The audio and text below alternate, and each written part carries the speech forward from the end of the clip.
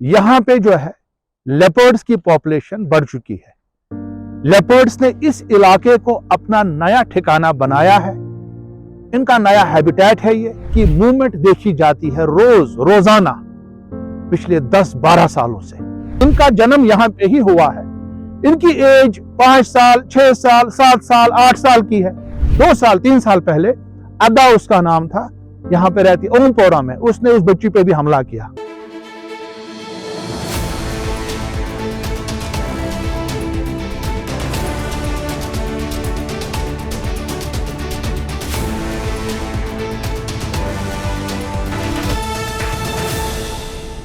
नाजरीन अस्सलाम वालेकुम, आदाब। इंकिशाफ के ताज़ा शुमारे में आपका खैर मकदम है। मैं हूं आपका मेज़बान डॉक्टर राजा मुजफ्फर भट्ट। आज का इंकिशाफ हम एक ऐसे मौजू के बारे में करेंगे जिससे श्रीनगर का जो अपटाउन एरिया है, खासकर एयरपोर्ट के आसपास का जो इलाका है, वहां की पॉपुलेशन, वहां की आबादी खौफजदा हो चुकी है। पिछले 4-5 सालों के अंदर इस इलाके में जो ये करेवा का एरिया है, वुडर का एरिया जिसे कश्मीर में वुडर कहते हैं, और जो आसपास का एरिया एयरपोर्ट का है, यहां पे जो है लेपर्ड्स की पॉपुलेशन बढ़ चुकी है। लेपर्ड्स ने इस इलाके को अपना नया ठिकाना बनाया है। इनका नया हैबिटेट है ये, और ये यहां से शाम को निकलते हैं, फिर लोकेलिटी में जितने भी इलाके आते हैं, चाहे हमारा हैदरपोरा का एरिया है, चाहे पिरबाग का एरिया है, चाहे रंगरेठ का एरिया है, चाहे गोगोलैंड का एरिया है, चाहे ये क्रालपोरा का एरिया, मैं सिर्फ क्रालपोरा में खड़ा हूं, हमारा जो CITH का सेंटर यहां पे है, चाहे वाथोरा का एरिया मेरे लेफ्ट साइड में, चाहे बनहार का एरिया है, बड़गाम के आगे एरियाज, इवन खान साहब के एरिया तक लोग खौफजदा हो चुके हैं। ये जो लेपर्ड्स है, इनकी मूवमेंट देखी जाती है रोजाना पिछले 10-12 सालों से। पहले लोगों को लगता था कि शायद ये लेपर्ड्स शायद ये जंगलों से आते हैं, यूसमर्ग के इलाके से आते हैं, ये दूध पथरी से आते हैं, ये बाकी इलाके जो पीर पंजाल के जो हमारे जंगल के नजदीक इलाके वहां से आते हैं। 10-12 साल की बात है ये। बट फिर आहिस्ता आहिस्ता लोगों को पता चला, और वाइल्ड लाइफ डिपार्टमेंट ने भी इसकी तस्दीक की कि इन्होंने इसी इलाके को, करेवा दामोदर का जो एरिया है, इसको अपना नया ठिकाना बनाया है। क्योंकि यहाँ पे बहुत ज्यादा किकर की प्लांटेशन हुई है पिछले 30 सालों के अंदर, बहुत ही घनी प्लांटेशन है। क्योंकि इस वक्त इसमें पत्ते नहीं है, इस वक्त मार्च का टाइम है। जब इसको देखा जाता है, आप मई, जून, जुलाई में देखेंगे आप, इसके अंदर इतना ज्यादा घना होता है कि ये बिल्कुल जंगल लगता है। हमको लगता है कि हम किसी डेंस फॉरेस्ट के अंदर है। तो इन्होंने इनका हैबिटेट चेंज हो चुका है। क्योंकि ये जो तेंदुए हैं, लेपर्ड है, इनकी लाइफ स्पैन होती है 15 से 17 साल तक। और जो आज की जनरेशन यहाँ पे है, मुझे लगता है, और जो हमारे वाइल्ड लाइफ के एक्सपर्ट्स हैं, वाइल्ड लाइफ डिपार्टमेंट ने भी इसकी तस्दीक की कि उनका मानना है कि इनका जन्म यहाँ पे ही हुआ है। इनकी एज 5 साल, 6 साल, 7 साल, 8 साल की है। इनका जन्म इसी इलाके में हुआ, इनको नया हैबिटेट मिला, और इनके फूड हैबिट्स चेंज हो गए। ये इंसानों पे अटैक नहीं करते हैं, बड़े इंसान पे तो अटैक करते ही नहीं है। अगर मिलेगा कभी छोटे बच्चे पे कर सकते हैं, किया भी कभी कभी। ये तेंदुए जो हैं कुत्ते का शिकार करते हैं, कुत्ते का गोश्त खाते हैं ये, और इसकी तस्दीक फॉरेस्ट जो हमारे वाइल्ड लाइफ डिपार्टमेंट ने भी की है। और बहुत सारे लोगों ने इनको खुद देखा कि कुत्ते इनके मुंह में थे, कुत्ते इनके जबड़े में थे, छोटे छोटे कुत्ते, और खासकर जो छोटे कुत्ते के बच्चे होते उनका शिकार करते हैं ये। पहले ये तेंदुआ जो है, लेपर्ड्स है, पहले ये कुत्ते का शिकार उतना नहीं करते थे। पहले ये भेड़ बकरियां खाते थे, बाकी चीजें खाते, जंगल के इलाके में करते थे, और वहां पे जो हमारे चौपान होते हैं, बकरवाल होते हैं, उनके जो है क्या फ्लॉक पे अटैक करते थे। बट जब से ये नीचे आ गए, इस इलाके में आ गए, वुडर के इलाके में, करेवा के एरिया में आ गए, या श्रीनगर का जो एयरपोर्ट का जो उसका आउटस्कर्ट्स का एरिया है, वहां पे आ गए, तब से इन्होंने जो है 10-12-13 सालों से, 15 सालों से देखा गया है कि ये ज्यादातर जो है कुत्तों का शिकार करते हैं। और इसकी वजह से जो है इनकी मूवमेंट शाम को होती है, तेज होती है। अब पता नहीं है कितने हैं, 10 है, 15 है, 20 है, 30 है, बट एक लम्हा फिक्रिया है ये। बहुत ही इसमें जो है छोटे बच्चे, एक बच्ची यहाँ मोमामा के अंदर थी 2 साल 3 साल पहले, अदा उसका नाम था, यहाँ पे रहती ओमपोरा में, उसने उस बच्ची पे भी हमला किया। बट ज्यादातर ये जो है कुत्तों को ही शिकार करते हैं, और हो सकता है कभी कभी छोटे बच्चों का भी शिकार करते, बट इनकी पॉपुलेशन बढ़ चुकी है अब यहाँ पे, क्योंकि हर कोई जहां पे भी मैं जाता हूं इसके आसपास के गांव में, वाथोरा है, क्रालपोरा है, रंगरेट है, पिरबाग है, हुमहामा है, लोग परेशान हो चुके हैं। अब यहाँ पे वाइल्ड लाइफ डिपार्टमेंट का एक सेंटर हुआ करता था यहाँ पे बडगाम के अंदर, फॉरेस्ट डिपार्टमेंट ने उनको अपनी जगह दी थी।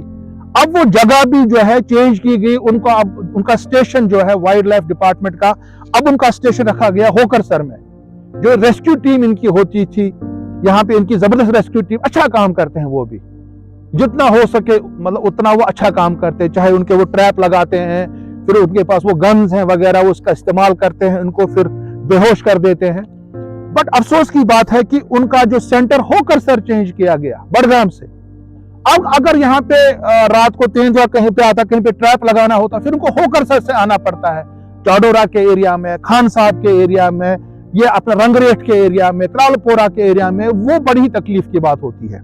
इनफैक्ट जो रीजनल वाइल्ड लाइफ वार्डन है, उन्होंने एक चिट्ठी भी लिखी थी डीसी बडगाम को कि उसमें जो है कुछ करें। वो हमने भी अपनी तरफ से डीसी साहब से रिक्वेस्ट की, इस प्रोग्राम के जरिए से हम गुजारिश करेंगे, एक तो जो वाइल्ड लाइफ के एक्सपर्ट्स हैं, चाहे गवर्नमेंट की डिपार्टमेंट है या नॉन गवर्नमेंटल ऑर्गेनाइजेशंस है, wild life trust of India या बाकी है WWF है, बाकी जो हमारी यहाँ पे एजेंसीज हैं, या हमारा शेरी कश्मीर एग्रीकल्चर यूनिवर्सिटी का जो फॉरेस्ट्री का शोबा है, या वाइल्ड लाइफ के जो बाकी इंस्टीट्यूशंस हैं, उनको चाहिए एक स्टडी होनी चाहिए, प्रॉपर स्टडी होनी चाहिए कि कितने यहाँ पे हैं, इनका हैबिट कैसा है, इनका हैबिटेट क्या है, क्या कर सकते हैं आगे।